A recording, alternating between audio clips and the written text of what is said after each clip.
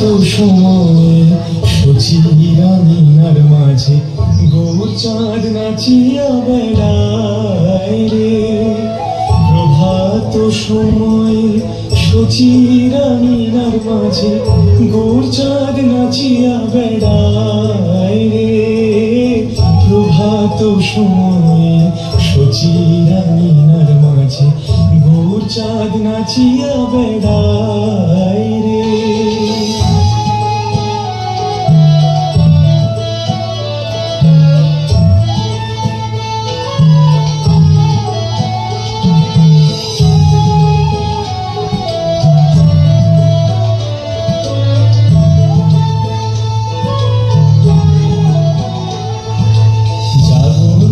সচি মাতা গৌরাইল প্রেম দাতা, জাগরি গো সচি মাতা গৌরাইল প্রেম দাতা, জাগরি গো সচি মাতা, জাগরি গো সচি মাতা গৌরাইল প্রেম দাতা, জাগরি গো সচি মাতা গৌরাইল প্রেম দাতা।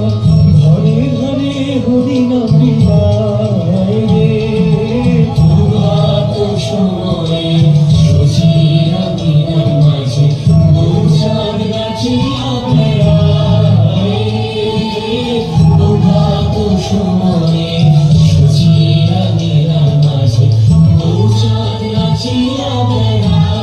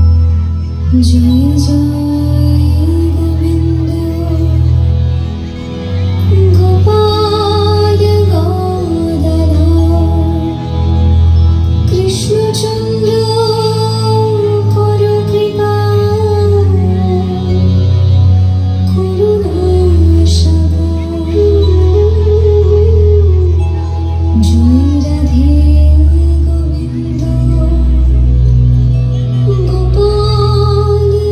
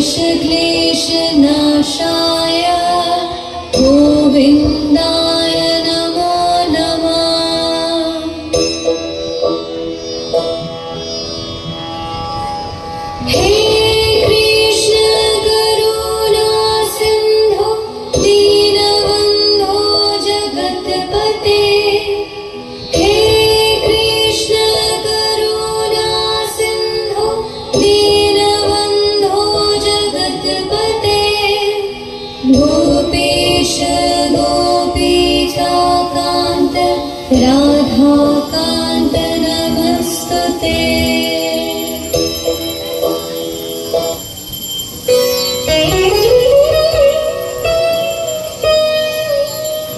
রাধা গোবিন্দের অমৃত লীলা রসকে এই ধরাধামে প্রসারিত করবার জন্য অন্তরে গোবিন্দ ও বাইরে রাধা হয়ে নদিয়ায় জন্ম নিয়েছিলেন আমাদের গোরা অর্থাৎ শ্রী গৌরাঙ্গ। তিনি জাত পাত নারী পুরুষের ভেদাভেদ ঘুচিয়ে দিয়ে মানুষকে শিখিয়েছিলেন এক মন্ত্র আর গেয়ে বেরিয়েছিলেন হরির নাম হরির নাম হরির নাম ঐব কেবলম। আহা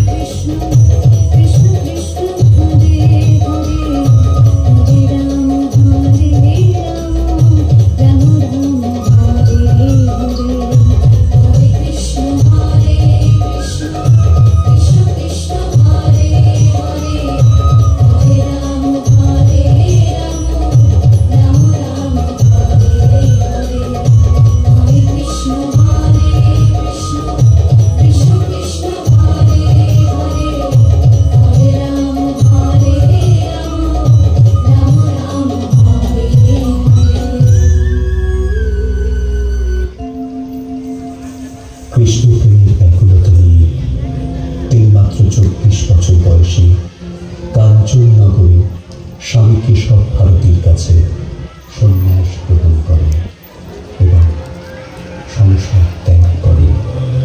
তার নতুন নাম হয় শ্রীকৃষ্ণ চৈতন্য, বা সংক্ষেপে শ্রী চৈতন্য।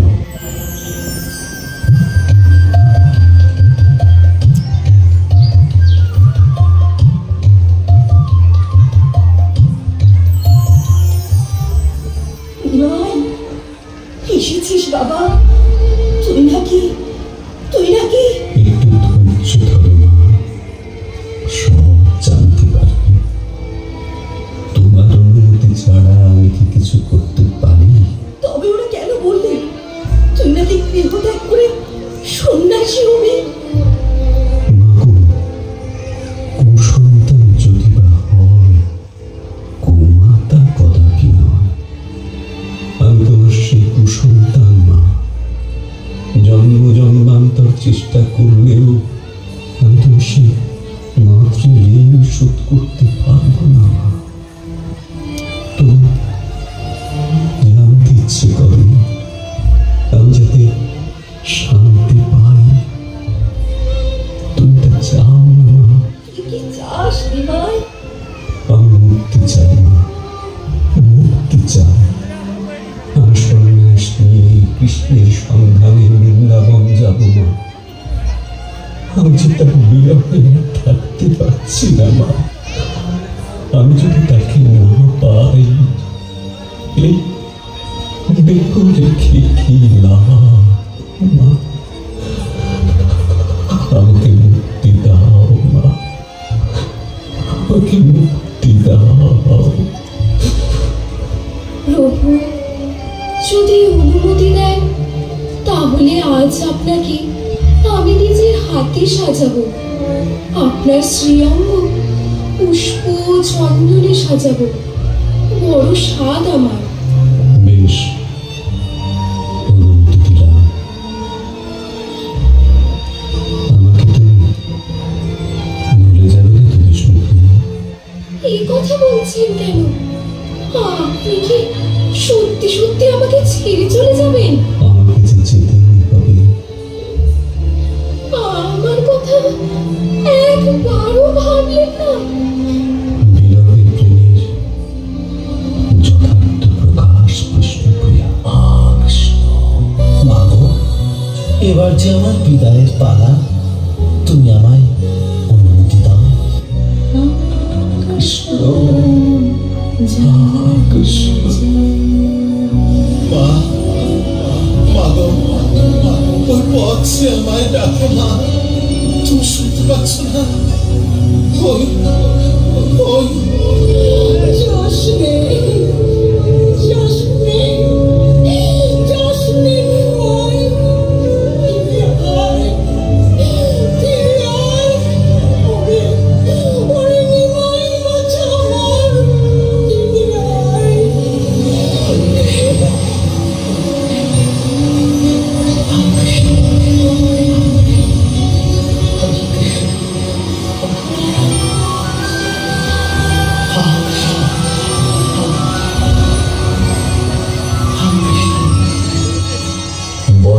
জাতিভেদ উপেক্ষা করে তিনি সমাজের নিম্ন বর্গের সকল মানুষকে বুকে চড়িয়ে নিজের করে নিয়ে হরিবোল ধ্বনি এবং হরিনামের প্রচারে মেতে উঠেছিলেন।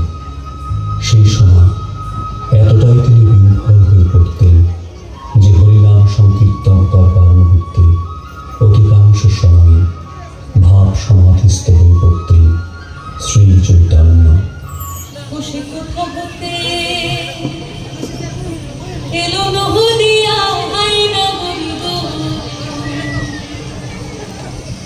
সুন্দর